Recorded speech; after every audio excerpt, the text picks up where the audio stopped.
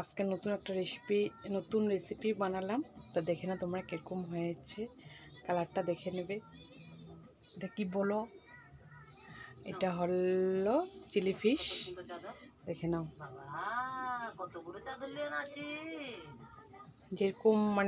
যেরকম লাগে জিনিস সেরকম সব দিয়েছি। আর এরকম ঝাল, টক, তারপর মিঠা সব যেরকম হতে লাগে এরকমই হয়েছে। বহুত টেস্টি হয়েছে। গরম গরম বানালাম, তখন একটু পরেই খাওয়া দাওয়া চলবে। তো তোমাদেরকে না দেখলে তো পারা যায় না। আর তো দেখিয়ে দিলাম কীরকম বানালাম। তো সেকেন্ড টাইম বানালাম এটা।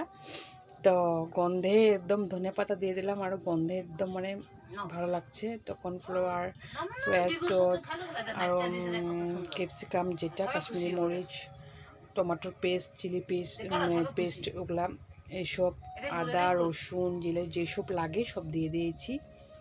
তো সুন্দর হয়েছে, কালারটা দেখে নাও।